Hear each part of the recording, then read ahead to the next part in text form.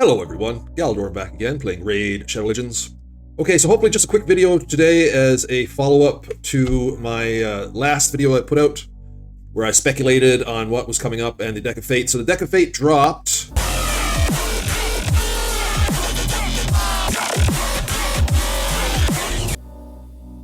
And I've got to talk about this one because it is probably the worst of both worlds. I did not think they were going to hit with more shard summoning, but they did. And then they linked it with probably the worst thing they could do, which is champ training, especially since they sucked out a lot of the champ training resources throughout the last Fusion and Titan event, and stapled another Fusion, apparently, directly on to the end of the Titan event. So they want to take away people's champ training resources for another Fusion. And then, knowing that people had really plowed through their shards, especially with the end of the Fusion, where they threw on the hammer points without warning people for the Titan event into the Fusion, which I believe was something they had never done before. And now, just before this other Fusion, putting these two elements together seems really unfair. I think Plarium's gone off the rails on this one, personally. Now, maybe this is just me. Maybe I'm just looking at my account and what resources I've spent and knowing what's involved in the fusions. So, I don't know. Maybe I'm the one who's missing the point here, or I'm misguided somehow. But am I so out of touch? No, it's Plarium. No, we're wrong. But I think that, yeah, Plarium in the past couple weeks has really abused its player base. And as you know me, I'm always fairly upbeat and positive, and I don't criticize that much. Bullshit. You know, I always try to play off, I guess, both sides, you know, balance it out and whatnot, and, you know, the good and the bad. But this does seem very abusive to throw in this Deck of Fate like this with these elements in it. Especially when you look at what they're also offering. There's no 2x here, there's no extra legendary, you know, there's not even a progressive chance in here. A guaranteed champion on Voids for this guy. Weregrid. Okay, so first of all, they're just doing it because he's part of the Fusion for Mikage. Obviously, because this guy absolutely stinks. So a couple of videos ago, I actually pulled this guy.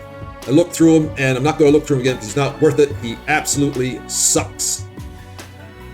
Right, so that's all this is. That's all they're giving for the Deck of Fate to get your shards out. Is a guaranteed champ on 25 Voids. And let me tell you something. That number is not random.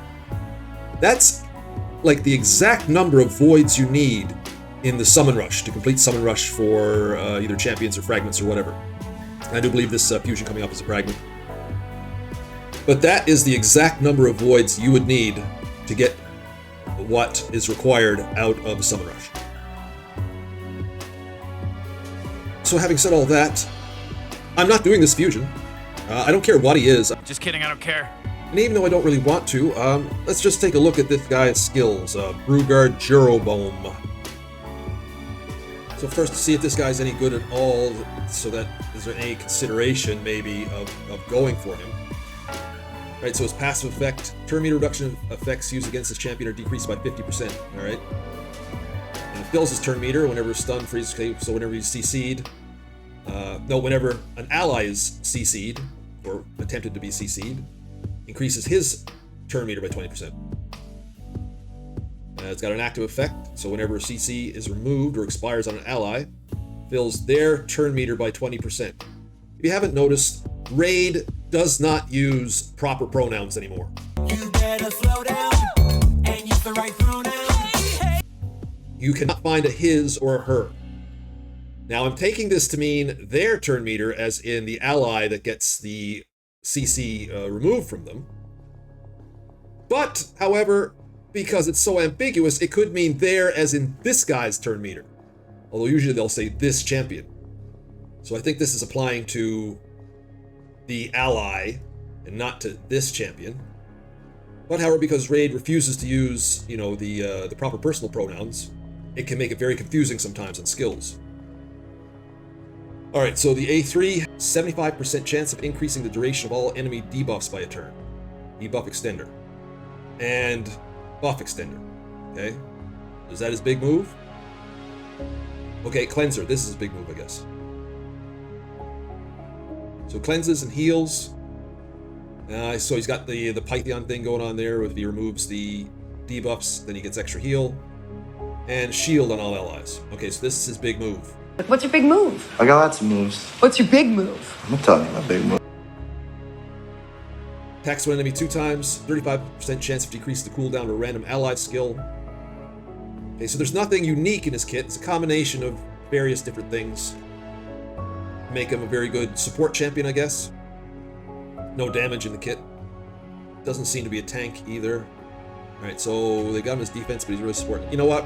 The kit is not bad, but it's not like spectacular worthy of, oh my god, gotta get this champ. This is definitely a case of no FOMO, especially since what Raid has done recently. So yeah, this is an absolute skip. You know, if you get him, he's not going to be, you know, groundbreaking for anyone who would have the resources to be able to get him after what's gone on with the Thor Fusion and Titan event. Or anyone who, I guess, would have saved up their resources, hoping for a good champ. I mean, I guess he's good at protection and healing and cleansing. So it's up to you, but for me, this is an absolute skip. Okay, so after all that ranting and raving, negativity, I try to avoid, but I just couldn't avoid on this one. After that Deck of Fate dropped, and with all the information coming out about the new fusion coming up without any, you know, room to breathe. I can't stand it. I can't live with this kind of pressure. I'm calling an institution. So we'll just quickly finish off and look at what happened with CBC. All right, so yeah, we did lose, but we put in a good showing. We put in a good enough showing that we were able to collect one of the accessories. Again, it's 5 stars, so it's not that beneficial to me, but I do think it should be beneficial to some of my clanmates. You know, got a lot of new players, a lot of inexperienced players that these type of artifacts will help. So having said that, once again, shout out to all my guys here. Hey, don't worry about it. You're all right. Even though we went down to defeat, it's okay. You all accounted for yourselves well. This was a larger clan than us. More people were active, higher level. So to win against this one would have been quite an overcoming of the odds. We didn't quite push up to milestone 10, but we got up to milestone 9. So again, lots of good resources for my clanmates. Give a little yeehaw if you want. They always do a little yeehaw like a cowboy. Yeehaw. Good enough. So overall, I think even though it was our first defeat, it's still a good showing, and we're constantly improving. And the clan is growing, and that makes me smile. This makes me smile.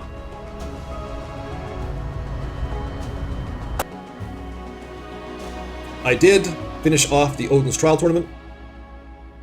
As you can see here, I picked up those 80 points. Wasn't that arduous to do, farming stage 20. Not even considering myself with this bullshit up here. This is whale food. And as you know, casual free-to-play, I am no whale, I'm a minnow. This is probably one of the most overpriced and irrelevant resources in the game. Overflowing with the most disgraceful assortment of deplorable rubbish imaginable. Will that even give you 1 summon? Ah, it gives you 1 summon. Okay. And who have they put in here?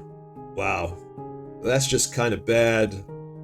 They've got the Packmaster, who was a totally underwhelming fusion. They got the Login Champion Artak, who is good, but I think a lot of people already have him. Okay, so it's orcs. Orc stuff. Just orcs stuff. And this guy, the leader king of the orcs. Alright, let's quickly look through his kit here to see if he's worth this this crap style of the summoning. Allies with 50% less HP deal 30% more damage.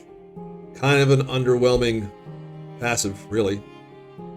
Let's see if the rest of the kit synergizes. Okay, AoE, provoke, strengthen, damage based on HP. So the A3 doesn't match with the passive, because the damage will be doing to him, and he's lessening the damage on all his allies. So these two things don't sync up. Again, I'm not going to go through all the faction skills. Make sure you do that from now on. That would be great. Maybe that makes it sync up better. Okay, so attacks one ally on the A2. Attacks one ally. Oh, okay, I see. This is the synergy with the passive. Okay, so he's got a bit of the Balkanin thing going on there. He doesn't kill them, but he reduces their HP down by half. Then he puts a shield for 2 turns, and the value of the shield is equal to the amount of HP that the ally is missing. Okay, so you pair this guy with someone who's got a Oh, what the hell? I know, right? bunch of HP and can hit hard, and I can see how that syncs up with the passive. And also fills that ally's turn meter by an amount equal to the HP that they are missing. Again, okay, so then that boosts them ahead, and then they can do their damage.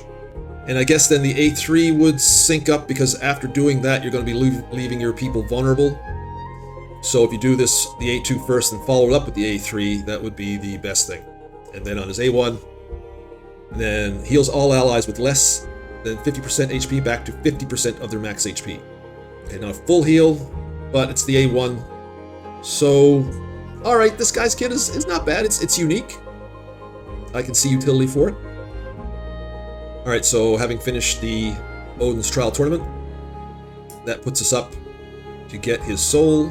And with the combination, like I said, of the Deck of Fate, along with me missing the Summon Rush, because I'm not really going to be doing much in the Deck of Fate, I'm pretty much resigned myself that I'm not going to be attaining the 5-star soul, which is fine. I thought I might have had a chance at it a few days ago, but with, you know, all this new revelation and the Deck of Fate thing, yeah, I've resigned myself back to my original estimation of getting the 4-star soul and maybe getting more of one of these rewards here.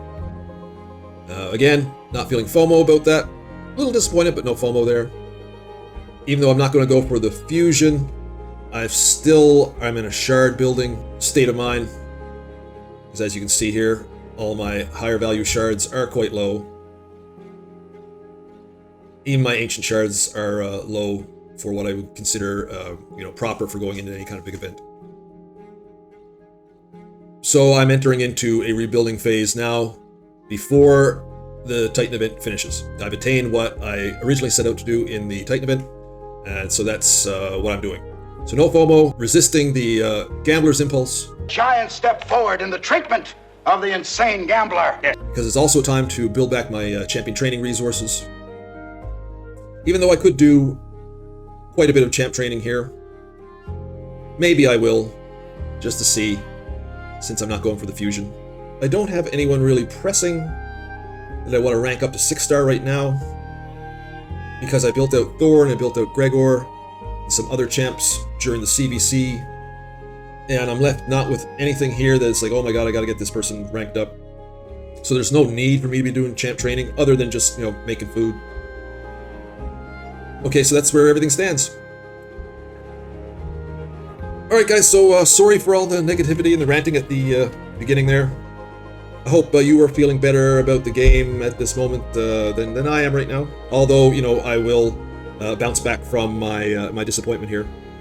I'll never let, things done, in any one instance ever, dull my enthusiasm for the game. And I hope that you are the same way in your outlook. Hope that everything is well for you in your life outside the game. And as always, guys, thanks for watching.